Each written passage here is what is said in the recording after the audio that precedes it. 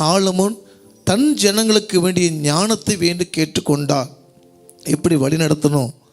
ஆனால் என்ன கேட்கல, கர்த்தருடைய கிருபை கேட்காம அவர் விழுந்து போனார். தாவீது எதனால் நிலைச்சிருந்தார்னா, தேவனுடைய கிருபினாலே தம்முடைய ஆவிக்குரிய ஜீவத்தை கடைசி மட்டும் வாழ்ந்து போனார். இன்னைக்கு நம்ம விண்ணப்பம் செய்யும் போது என்ன கேட்குறோம், இது வேணும் அது வேணும் கேட்குறவள.